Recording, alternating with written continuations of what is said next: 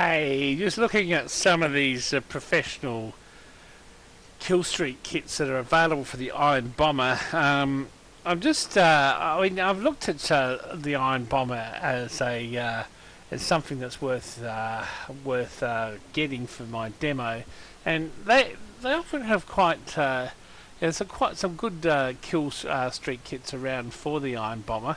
I'm just sort of looking to making the best Iron Bomber I can sort of obtain.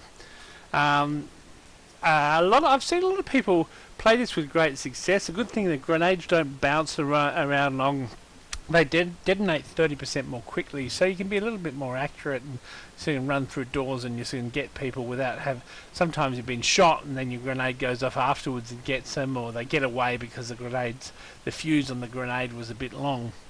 So there's a few interesting ones. This McCaw Masked Iron Bomber is quite nice. It's in a factory new. It's not unusual or anything, but I mean it is a very pretty looking weapon, you know. Who's a pretty Polly? So let's have a look at the next thing. There's the alien tech bomb is interesting. Yuck bamboo. That's a freedom wrapped factory bomb at the top. I'm not really, that's a nice looking weapon. It's in the colours of the USA, but freaking hell, $298.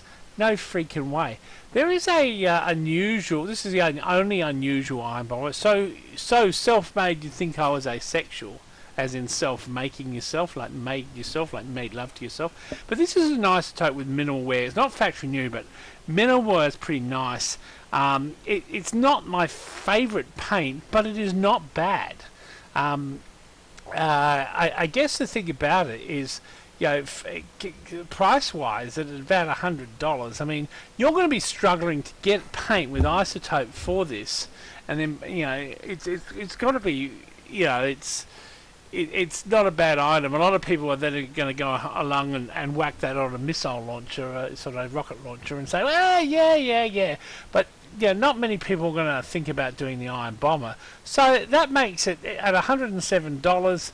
It's got a nice, shellac of paint, and definitely something that I'm sort of drawn towards in a asexual sort of way.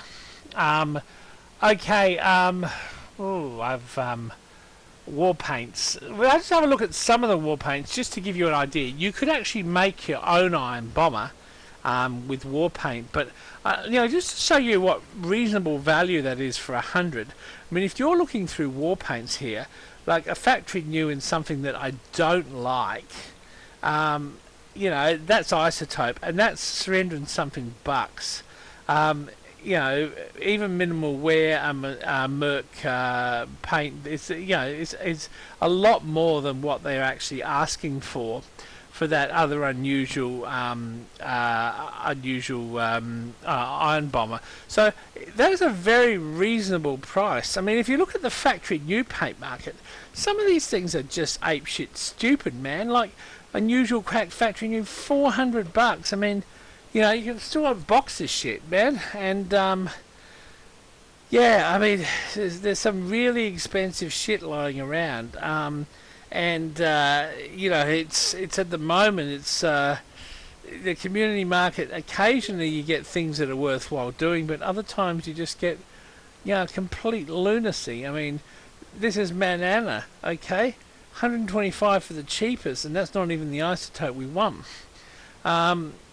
Okay, let's have a look at minimal wear now. Factory new is ridiculous, but minimal wear, I mean, you can get, some things, but I mean, again, Tiger Buff seems to be very expensive, and Alien Wartech, wow, that's expensive too. So, I mean, the answer is, the paint market, just be careful there, because, some of these paint things are just a bit over the top. I certainly wouldn't be shelling a lot of money, and if I'm looking at an Iron Bomber, you could get sort of a Merc Stain Unusual, and that's sort of more or less, you could probably get a cheaper Iron Bomber, but the one that he's got is isotope, and that's sort of the effect I want. So really, for $107, and it's got some nice effects on it. It's something that I'm actually not too adverse to thinking that might be something I might want. So okay, we'll come back and have a look at that in some more detail. This is just having a look at some of the